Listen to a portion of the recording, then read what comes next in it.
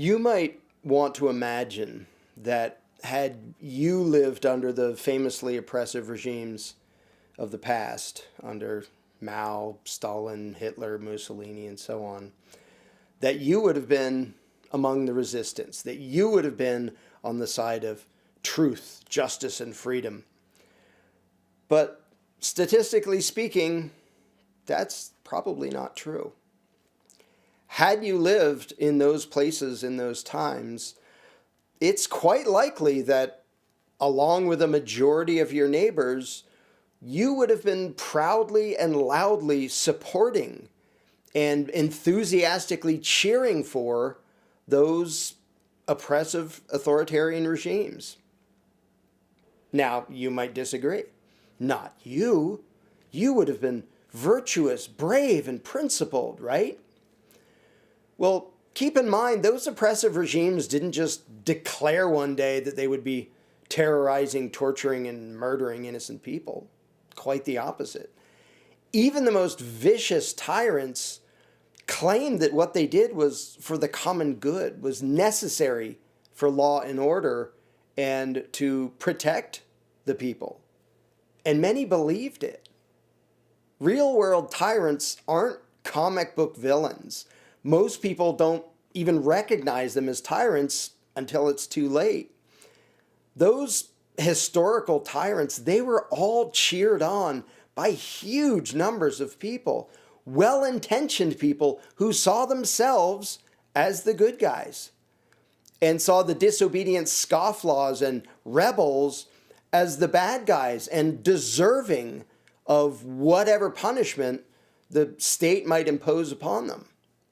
Dictators and tyrants, before they crack down on dissidents and resistors, always need to portray the disobedient as selfish criminals, as enemies of the people, as a threat to society. Meanwhile, the loyal, obedient subjects are told that they are the virtuous, intelligent, caring, and compassionate ones, the ones nobly sacrificing for the common good, being responsible, upstanding citizens by going along with whatever the political ruling class tells them to do. The masses have always been told by officials and experts of the state that a very real danger was threatening their country, their people, their way of life, their very existence. And they were told that the only solution was more authoritarian control. And they were told that any who doubted such fear-mongering or didn't approve of the authoritarian solution were just ignorant, uncaring, mentally unstable, or worse, that the disobedient were trying to harm the decent, good, law-abiding citizens. To get away with doing what they do, tyrants need their adoring masses to condemn and hate the disobedient, condemning the motives of any who don't fall in line. The resistors are always painted by the state as greedy and ignorant malcontents who don't care about others, don't care about their country, only care about themselves, endangering everyone else with their disobedience and rabble-rousing. Those in power can't have the masses even considering the possibility that the people disobeying and resisting also have good intentions and good reason for disobeying, that they care just as much, that they too are trying to do the right thing. No, the dissidents always have to be portrayed as stupid, irresponsible, or downright evil. The tyrants can never let dissenters be seen as good people with just an honest difference of opinion. So to avoid that, those in power go to great lengths to vilify, censor, and silence any and all opposing opinions. So the masses don't ever hear why those other people believe and behave differently. Because if the people were exposed to competing ideas, they might change their minds. So any skeptics or critics of state power have to be demonized, painted as callous villains. Their beliefs have to be mischaracterized, and their intentions have to be maligned. And most people who lived under those regimes, having spent so much of their lives subjected to authoritarian indoctrination, didn't have the thinking skills or the mental fortitude to even begin to question what they were told by the authorities. They had been taught to believe that government knows best and that it's there to protect the people. And even if those people had the ability to assess things objectively, which they didn't, the masses would never actually hear an open, honest public discussion or debate anyway. Those in power made sure the masses would constantly hear only the officially sanctioned viewpoint broadcast everywhere and at all times.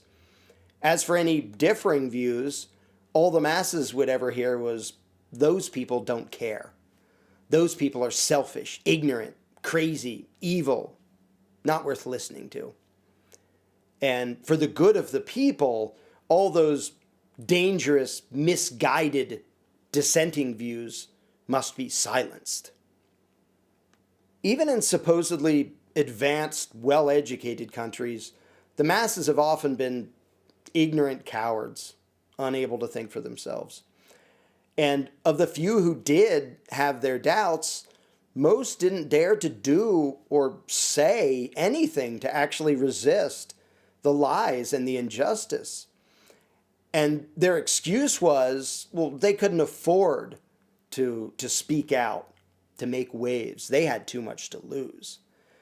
So most people just followed along, acting like well-trained dogs, eager to please their masters. And having been subjected to prolonged and intense propaganda, coercion, and manipulation, most of those who obeyed those regimes, who voted for those regimes, who empowered those regimes and cheered for those regimes, felt completely justified and morally virtuous and superior based on their compliance with the commands of their political rulers. They felt deep pride in their subservience and deep contempt for any who did not share their blind faith and their blind obedience. And so, as a result, the worst tyrants in history were widely adored and cheered for, even by the very people that the tyrants ended up abusing. Among so many well-intentioned but duped populations, authoritarian agendas have been wildly popular, while resistors have been few and far between, scorned and despised by the majority. But even with all of that in mind, is it really fair for me to suggest that a lot of you, had you lived under those tyrannical regimes, wouldn't have been on the side of truth and justice, but instead would have been loyal, brainwashed cheerleaders for sadistic megalomaniacs?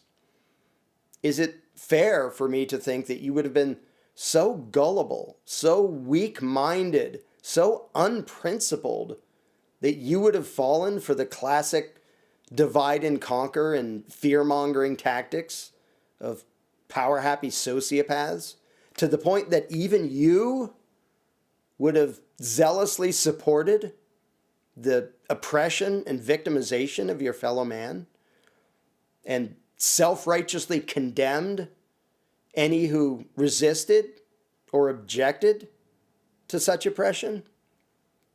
Well, yes, I think that is fair.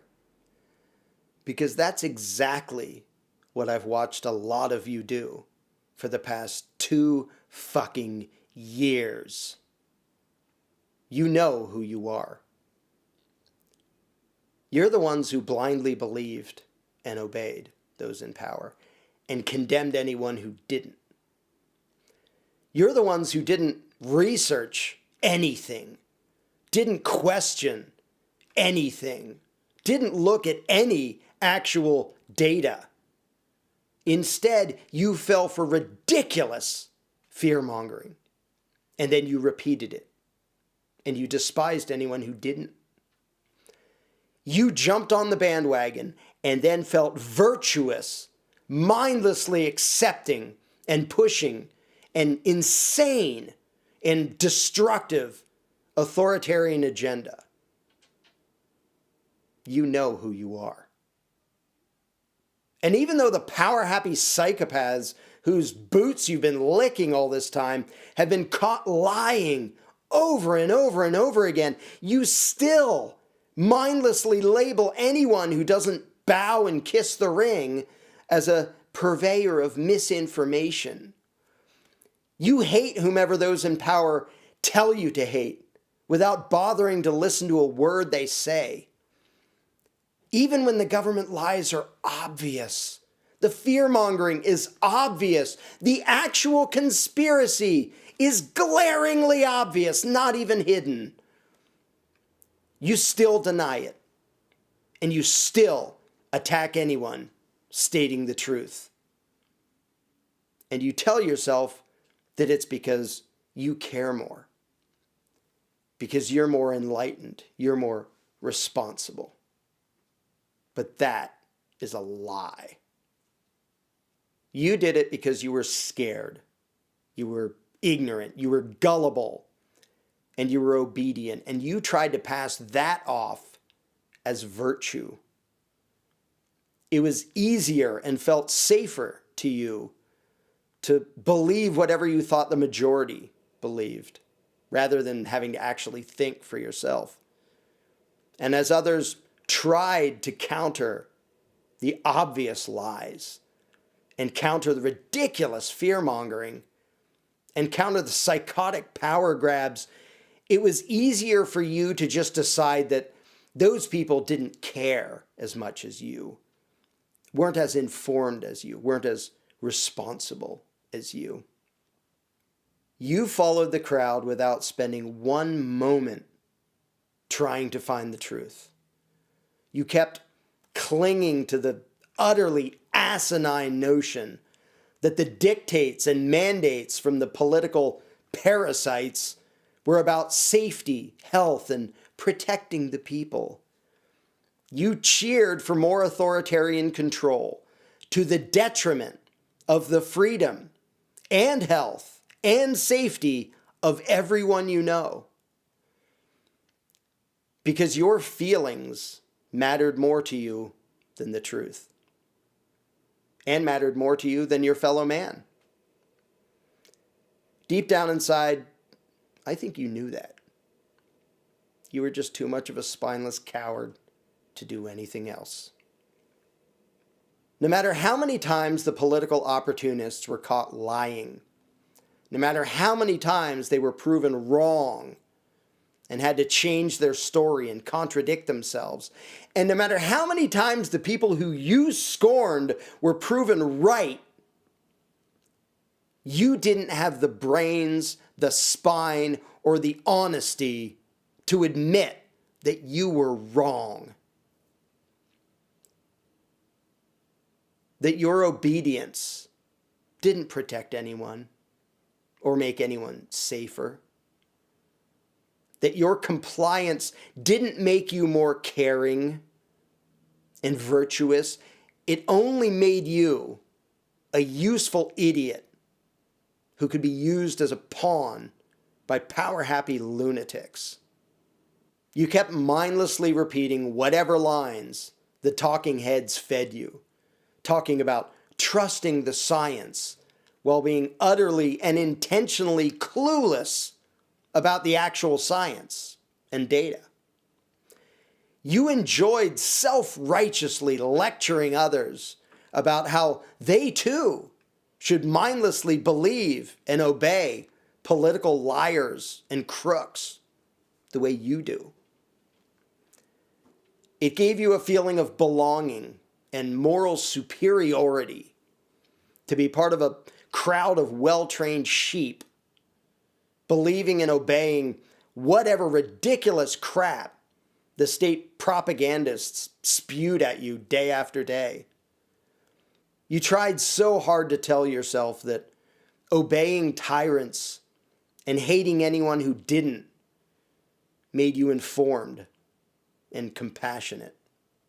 So yes, if you're one of the ones I've been describing here, you are exactly the type that supported all of those historical tyrants, taking great pride in their blind obedience, delighting in condemning and attacking any who had the brains and the courage to actually question things, to speak out, and to disobey the insane and deadly authoritarian agendas. And now, as the truth is coming out all over the place, what you will probably do is get very quiet and hope that no one remembers how you supported and repeated the lies.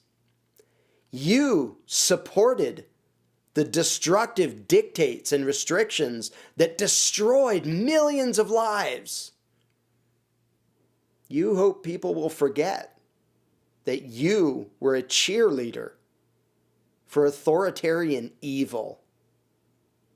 So if you want to deny that you would have done the exact same thing had you lived in those other times, in those other places, then maybe right here and right fucking now, you should stop empowering the worst people in the world.